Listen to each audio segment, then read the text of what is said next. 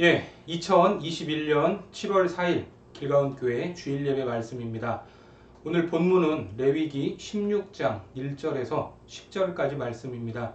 우리 같이 봉독하겠습니다. 아론의 두 아들이 여호와 앞에 나아가다가 죽은 후에 여호와께서 모세에게 말씀하시니라. 여호와께서 모세에게 이르시되 내 형 아론에게 이르라. 성소의 휘장 안 법궤 위 속죄소 앞에 아무 때나 들어오지 말라. 그리하여 죽지 않도록 하라. 이는 내가 구름 가운데에서 속죄소 위에 나타남이니라. 아론이 성소에 들어오려면 수송아지를 속죄 제물로 삼고 수량을 번제물로 삼고 거룩한 세마포 속옷을 입으며 세마포 속바지를 몸에 입고 세마포 띠를 띠며 세마포 관을 쓸지니 이것들은 거룩한 옷이라. 물로 그의 몸을 씻고 입을 것이며 이스라엘 자손의 회중에게서 속죄 제물로 삼기 위하여 수염소 2마리와 번제물로 삼기 위하여 수량 1마리를 가져갈지니라. 아론은 자기를 위한 속죄제의 수송아지를 들이되 자기와 집안을 위하여 속죄하고 또 그 두 염소를 가지고 회막문 여호와 앞에 두고 두 염소를 위하여 제비 뽑되 한 제비는 여호와를 위하고 한 제비는 아사셀을 위하여 할지며 아론은 여호와를 위하여 제비 뽑은 염소를 속죄제로 드리고 아사셀을 위하여 제비 뽑은 염소는 산채로 여호와 앞에 두었다가 그것으로 속죄하고 아사셀을 위하여 광야로 보낼지니라. 오늘은 여호와를 위하여 아사셀을 위하여 라는 제목으로 하나님 말씀 전하겠습니다. 유대력으로 매년 7월은 유대인들에게 있어서 매우 주요한 절기들이 모여 있습니다.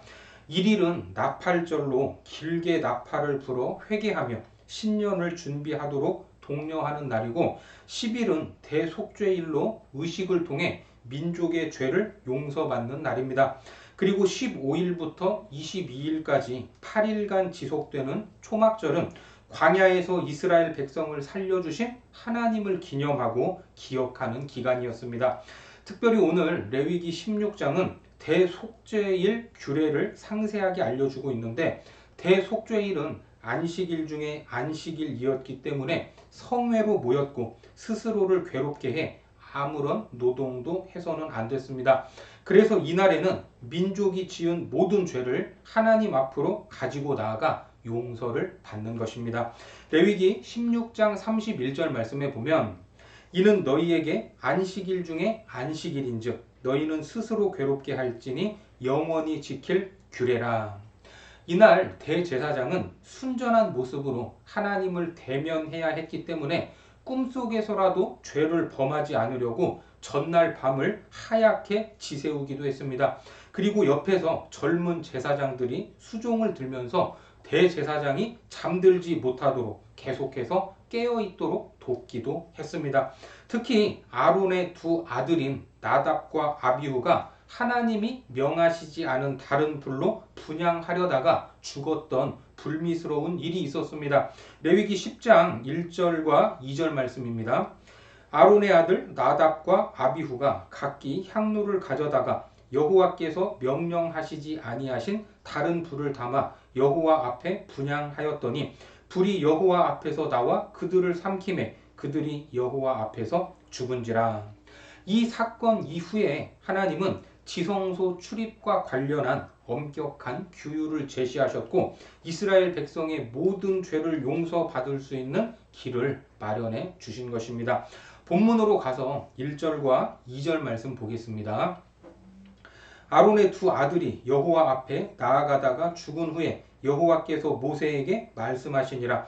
여호와께서 모세에게 이르시되 내 형 아론에게 이르라. 성소의 휘장 안 법궤 위 속죄소 앞에 아무 때나 들어오지 말라. 그리하여 죽지 않도록 하라. 이는 내가 구름 가운데에서 속죄소 위에 나타남이니라. 지성소 안에 있는 법궤 위, 이 속죄소 앞으로 나아갈 수 있는 사람은 오직 아론과 그의 후손인 대제사장뿐입니다. 그가 지성소에 들어갈 때는 자신을 위한 속죄 제물인 수송아지와 번제물인 수량을 드리고 몸을 씻은 후 세마포 속옷, 세마포 속바지, 세마포 띠, 세마포 관을 착용해야 했습니다. 우리 말씀을 볼까요? 3, 4절입니다. 아론이 성소에 들어오려면 수송아지를 속죄 제물로 삼고 수량을 번제물로 삼고 거룩한 세마포 속옷을 입으며 세마포 속 바지를 몸에 입고 세마포 띠를 띠며 세마포 관을 쓸지니 이것들은 거룩한 옷이라 물로 그의 몸을 씻고 입을 것이며.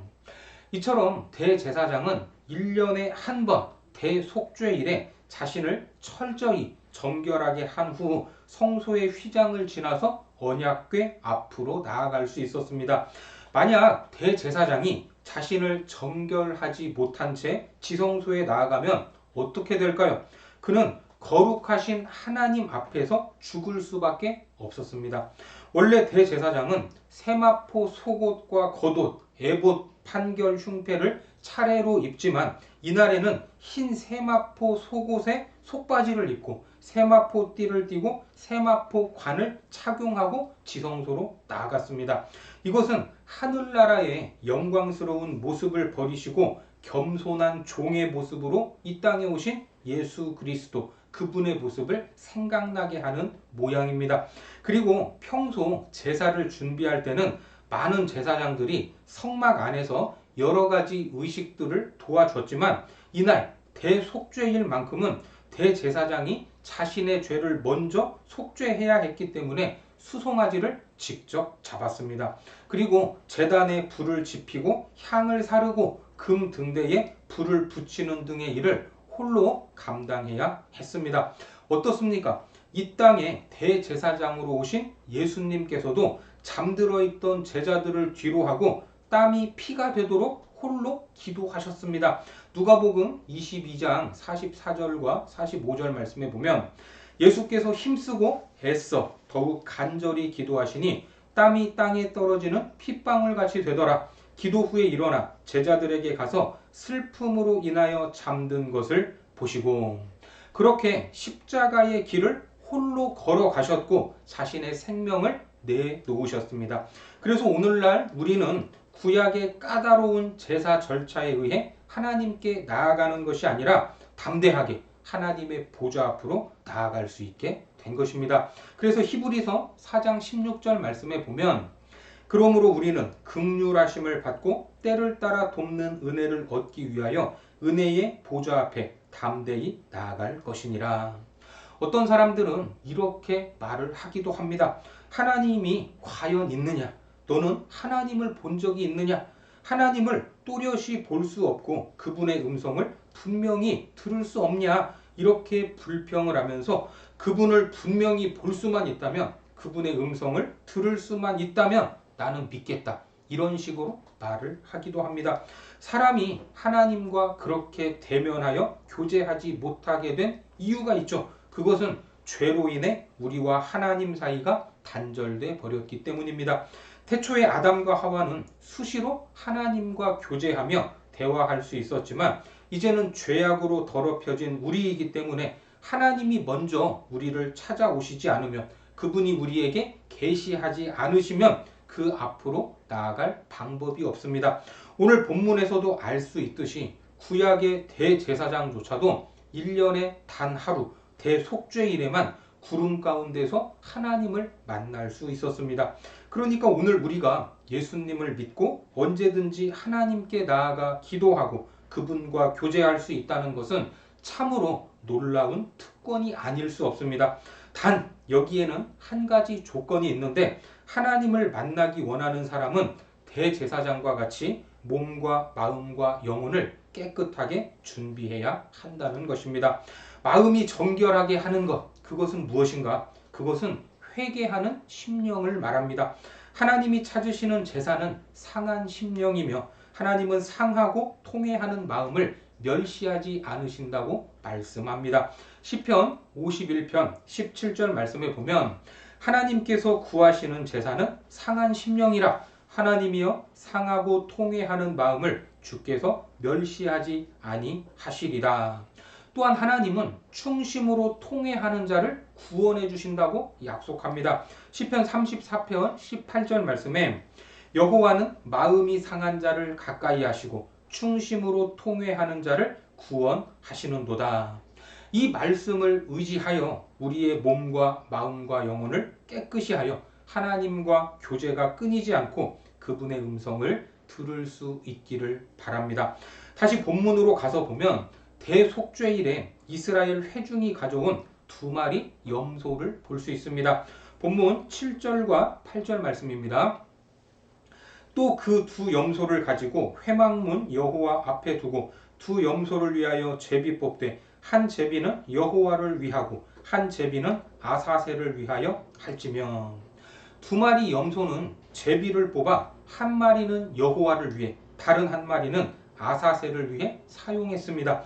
여호와를 위해 제비 뽑힌 염소는 속죄 제물로 드렸고 아사셀을 위해 제비 뽑힌 염소는 그 머리에 안수해 백성의 죄를 자백하고 광야로 보냈습니다. 본문 9절과 10절 말씀 이어서 보겠습니다. 아론은 여호와를 위하여 제비 뽑은 염소를 속죄제로 드리고 아사셀을 위하여 제비 뽑은 염소는 산채로 여호와 앞에 두었다가 그곳으로 속죄하고 아사셀을 위하여 광야로 보낼지니라. 여기에는 어떤 의미가 담겨 있을까요? 속죄 제물로 준비된 2마리의 흠없는 숫 염소는 자갈로 된 똑같은 제비 위에 각각 여호와를 위하여 아사셀을 위하여 라고 쓴 다음에 칼피라는 항아리 속에 넣어 두었다가 대제사장이 2 손을 넣어 제비를 뽑았습니다. 이때 여호와를 위하여 제비 뽑힌 염소는 그 목에 붉은 천을 두른 후에 여호와께 속죄제를 드렸고 아사셀을 위하여 제비 뽑힌 염소는 그 뿔에 붉은 천을 맨 후 광야로 보냈습니다. 일반적으로 드리는 속죄 제물이 한 마리였는데 대속죄일에는 백성이 드린 염소가 2마리였다 하는 것은 상징적인 의미가 있음을 알 수 있습니다. 그것은 바로 예수님의 사역에 2가지 양태가 있음을 보여주는 것입니다. 첫 번째로 여호와를 위하여 죽임을 당하는 염소는 인류의 죄를 위해 돌아가신 예수님의 대속적인 죽임을 상징합니다. 그리고 2번째로 아사셀을 위해 광야로 보낸 염소는 성도의 죄악을 멀리 제거해 버리신 예수님의 사역의 결과를 상징하는데 아사셀을 위한 염소의 경우 대제사장은 그 머리에 안수해서 이스라엘 자손의 모든 불의, 모든 죄를 자백한 후 진영 바깥으로 멀리 보냈기 때문입니다. 이것은 백성의 모든 죄과가 다시 돌아오지 않는다 하는 것을 의미합니다. 그러니까 완전한 속죄 제물로 오신 예수님으로 인해 우리가 누리게 된 복이 참으로 놀랍다는 것을 알 수 있습니다. 그 주님을 의지하고 내 삶에서 죄를 자백하고 멀리 떠나 보내야 할 것입니다. 구약의 대속죄일 규례는 1년에 한 번 하나님을 가까이 할 수 있는 임시 방편이었습니다. 그리고 거기에서 예표하고 있는 완전한 대제사장이신 예수님께서는 흠없는 자신을 제물로 드리셨고 단번에 영원한 속죄를 이루셨습니다. 히브리서 13장 11절과 12절 말씀에 보면 이는 죄를 위한 짐승의 피는 대제사장이 가지고 성소에 들어가고 그 육체는 영문 밖에서 불사름이라. 그러므로 예수도 자기 피로써 백성을 거룩하게 하려고 성문 밖에서 고난을 받으셨느니라. 이로써 우리는 모든 죄로부터 자유롭게 되었고 하나님의 은혜의 보좌 앞으로 담대히 나아갈 수 있게 된 것입니다. 따라서 예수님을 믿는 우리에게는 언제든 하나님을 만날 수 있는 놀라운 특권이 생겼다 하는 것을 기억하시기 바랍니다. 오늘날에도 유대인들이 심한 말로 언쟁을 하다가 쓰는 가장 심한 욕 중에 하나가 무엇인지 아십니까? 바로 라 아사셀이라는 말입니다. 오늘 본문에 나오는 아사셀을 위하여라는 뜻입니다. 이것이 왜 욕이 될까? 한마디로 야, 네가 모든 저주를 짊어지고 가버려 라는 뜻을 가지고 있습니다. 쉽게 말해 썩 꺼져버려 라는 뜻으로 매우 상스러운 욕이 되었습니다. 광야는 사람이나 동물이 자기 능력으로 도저히 살아남을 수 없는 황량하고 척박한 곳입니다. 광야로 보내진 염소가 다시는 돌아오지 못하듯이 하나님은 우리 죄과를 우리에게서 멀리 옮기셨습니다.